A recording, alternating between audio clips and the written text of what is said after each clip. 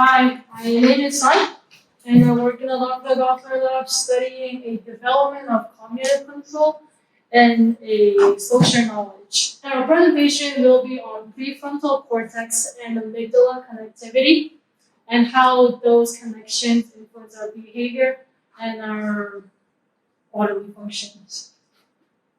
So, our brain. You guys already know that our brain is control center of our entire body.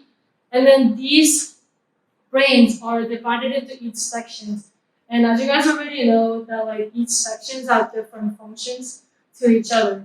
But even though that each section's function is, or each region's functions are very important, without a connectivity between the two regions, you will not be able to function as like a normal human being. Like, for example, a lot of people say like right brain is more artistic and emotional, and then like left brain is more analytical and logical, right?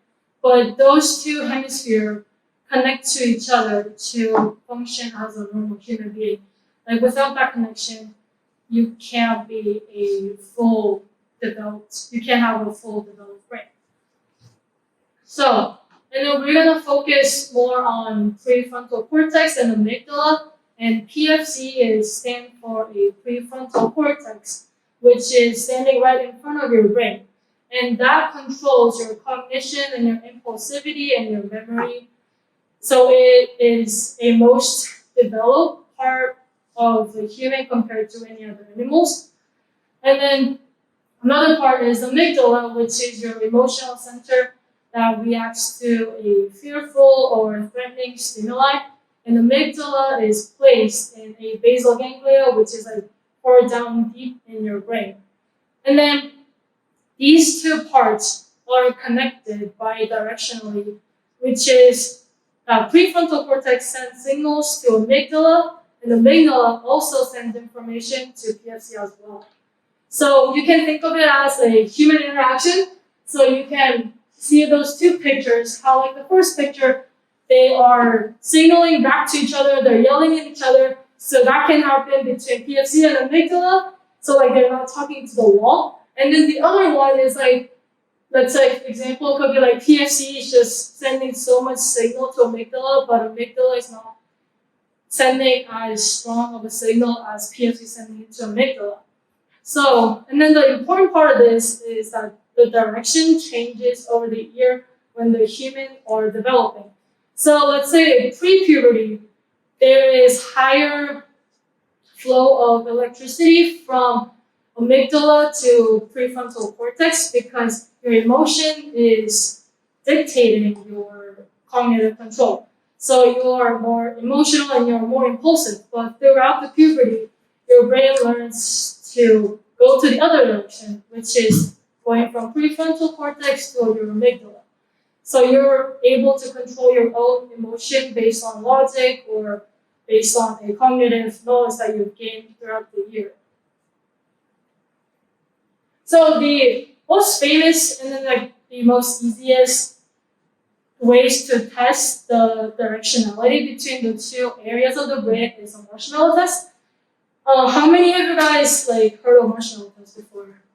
Yeah. So like to basically summarize, you put the kid in a room by themselves and then you give them a piece of marshmallow, just like that. And then you tell them if you wait for 10 minutes and not eat the marshmallow for 10 minutes, and they will come in and they'll get a second piece of marshmallow.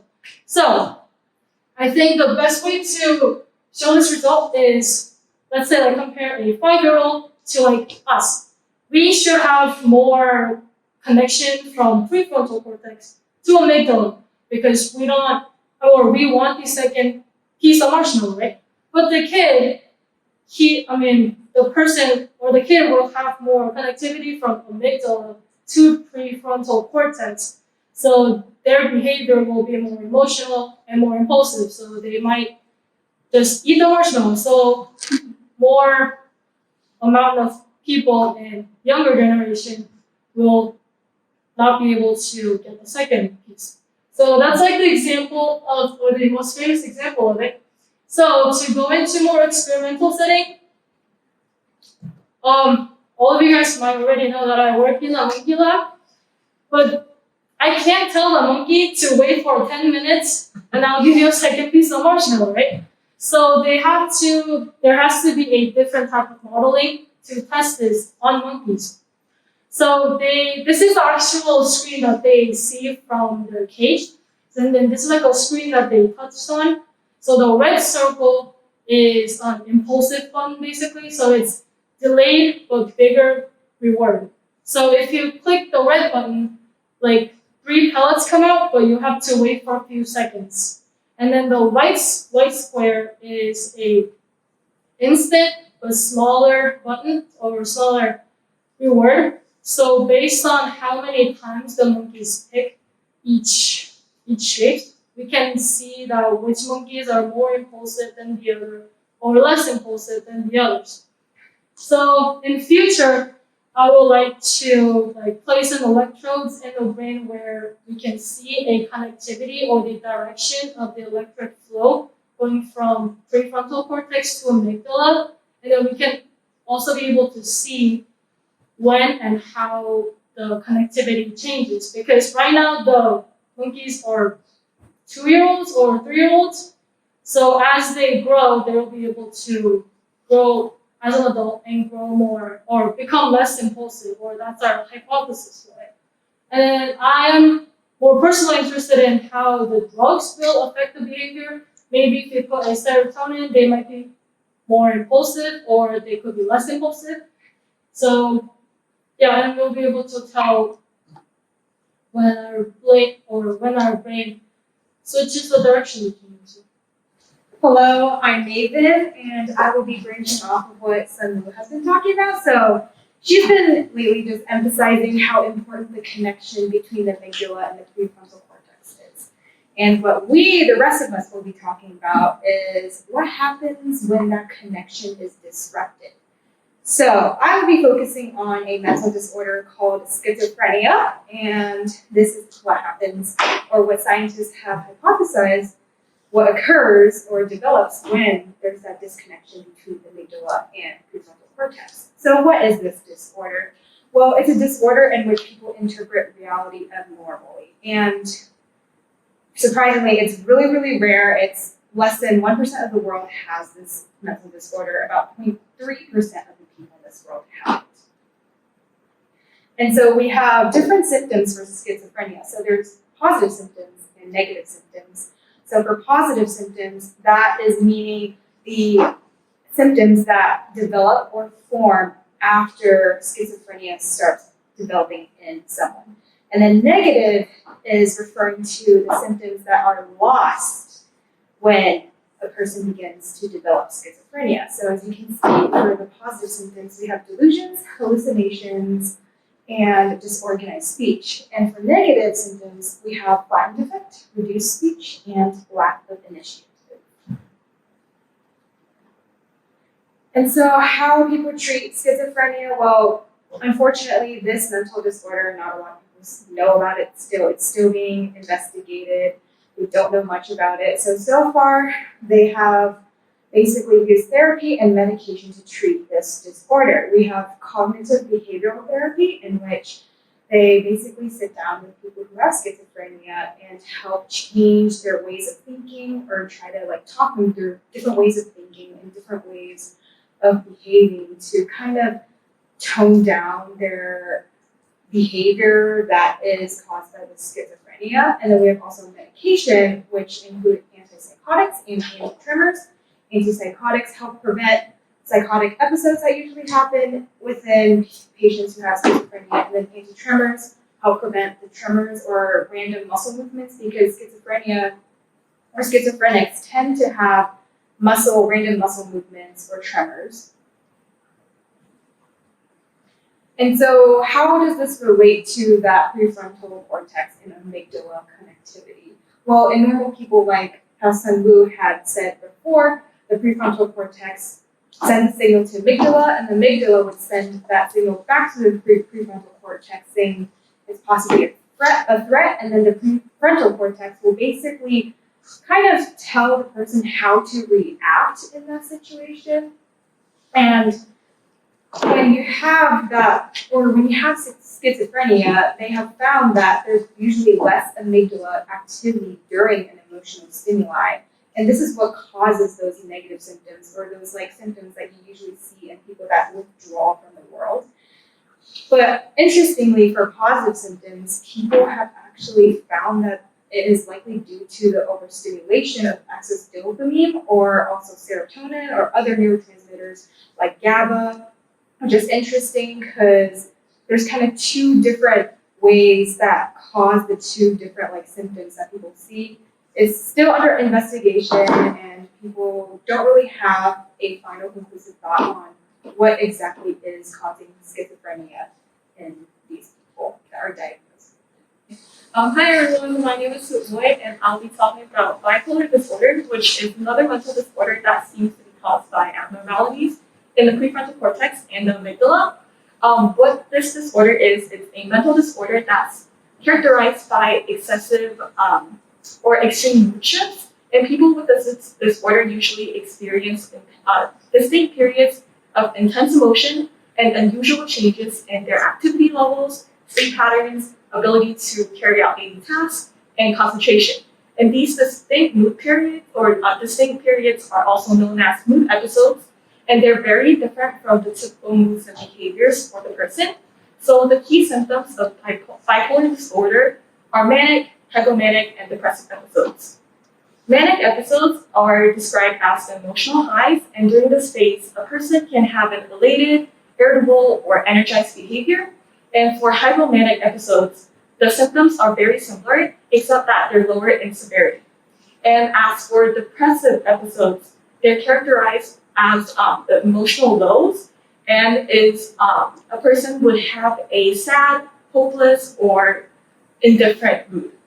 During an episode, the symptoms may last every day for the majority of the day, and the episodes themselves can last for several days or weeks. And for treatments, patients usually receive a combination of medications and psychotherapy, and the common medications are antidepressants, second-generation antipsychotics, and mood stabilizers. And as for psychotherapy, it's also known as talk therapy, and it's done through providing support, education, and guidance to patients and their families, with the goal of helping patients identify and change their troubling emotions, thoughts, and behaviors. Some people may also use electroconvulsive therapy if they find that medications and psychotherapy aren't helpful in managing their symptoms. Then for this procedure, an electric current is applied to the brain to induce short controlled seizures. It's very safe and highly effective for medication-resistant depression and acute life-threatening mania. So the exact causes of bipolar disorder is still unknown, but it's believed to involve a combination of genetics, the environment, and brain structure and chemistry. And this last part is where prefrontal cortex and amygdala connectivity comes into play. There is an experimental study done by Townsend and her colleagues that compares between healthy control participants and participants with bipolar disorder. And in this paper, the authors explain how prefrontal cortex and amygdala connectivity may play a role in bipolar disorder. So firstly, they pointed out that bipolar disorder is actually a mood disorder with dysregulated emotional states like mania and depression.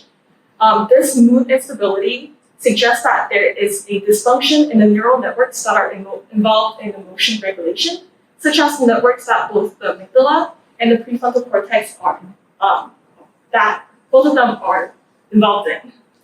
So in this study, the authors looked at a particular part of the prefrontal cortex called the ventrolateral prefrontal cortex, which functions to integrate emotional information and regulates the intensity of your emotional responses.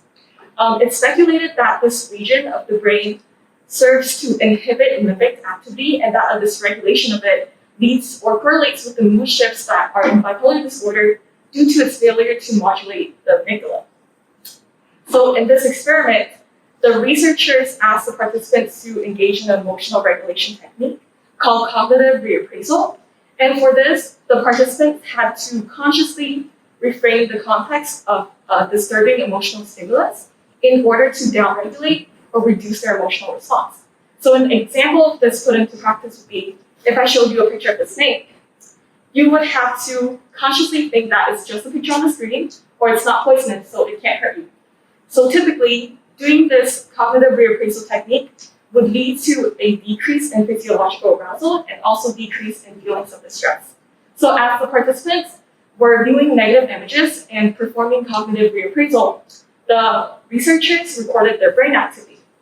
And what they found was that the healthy control participants actually had a greater activation of the ventrolateral prefrontal cortex and also a greater negative functional connectivity between the ventrolateral prefrontal cortex and the amygdala.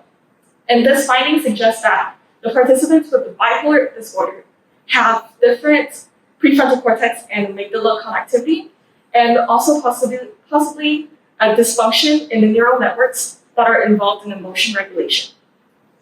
So overall, learning about the prefrontal cortex and amygdala connectivity is important because it can help scientists better understand the exact causes of bipolar disorder and maybe also designing new diagnostic techniques and treatments for bipolar disorder. Hello everyone, my name is Niall. I'm a microbiology major, and I'll be talking to you about obsessive compulsive disorder. So, obsessive compulsive disorder, or OCD, I'm sure you've heard of it. It's a personality disorder, and about 1.3% of the people in the United States suffer from this disorder. It's more common in females than males. About 0.8% of females suffer with this disorder compared to 0.5% of males. It's characterized by incessant, intrusive thoughts that ultimately influence your actions and your lifestyle. And some themes that typically are found and associated with OCD include an obsession with cleanliness, neatness, or a routine. And in the case of like being obsessed with cleanliness, someone might be afraid of dirt and they might wash their hands like maybe 5 times every time they go to wash their hands. And this can be debilitating to your lifestyle. If since there's a spectrum to OCD, it can be debilitating if you have severe OCD because someone who might be afraid of dirt, they might wash their hands to the point that their hands are raw. And this disorder typically begins in adolescence.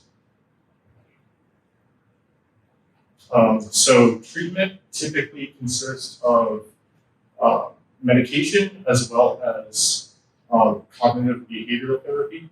And a form of cognitive behavioral therapy are ERPs, or exposure and response prevention. And it is shown that ERPs benefit about 70% of people with OCD. ERP treatments come from therapists, and then SSRIs come from psychiatrists. SSRIs are selective serotonin reuptake inhibitors.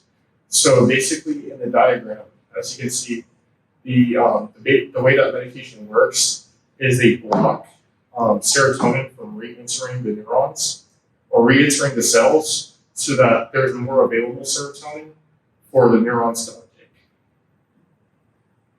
And there's also a spectrum to the amount of treatment that is needed for OCD. Less severe treatment would consist of someone going to see their therapist maybe once a week and getting ERP therapy. And then severe treatment, which this would be the most extreme case, would be needing to go to a mental health hospital and probably having to stay there until you're better. And then this is just a diagram of comparing ERP to just the normal flow of thoughts that someone who is experiencing OCD might have. So they will experience the trigger, and then they'll start obsessing, and it'll cause anxiety and stress, and then it'll eventually urge them to want to neutralize that by either whatever action they might go through in order to relieve that. And then the path to freedom would be exposure and response prevention, which the purpose of ERP is to confront that fear by maybe an example that I found was for someone who might be afraid of dirt or of germs, they might go to their therapist, and while their therapist is giving them ERP, they will ask them to maybe touch the doorknob before washing their hands, and then touch their face. And it's kind of in a safe environment, you have the opportunity to try to confront your fear instead of automatically going back to your compulsion of, oh, I have to wash my hands after touching the doorknob. You have someone in a safe space that can help you. And this figure is from a paper I found that was studying the connection between OCD and the amygdala prefrontal cortex. And basically, it's very important. The amygdala prefrontal cortex is very important in successful emotional regulation. And basically, this paper found that there is a normal prefrontal cortex amygdala connection for 3 different conditions that they tested for, compared to the normal, like healthy adult controls, people without any perceivable mental illness. And they basically found that for 2 of the cases for both appraisal tasks, so basically an appraisal task would be confronting someone with OCD with an image that would make them feel compulsed to do something. And they measured their prefrontal cortex amygdala connection. And in that condition, they had less of a connection. But for passive viewing or passive viewing, they also had less of a connection between the amygdala and the prefrontal cortex. But for the distraction task, it showed that they actually had a much higher connection. So not necessarily, it kind of makes sense that by doing something that distracts you, it helps you not think about something that's going to make you distressed, like someone who might have OCD. But this still was abnormal compared to the healthy control human adults. And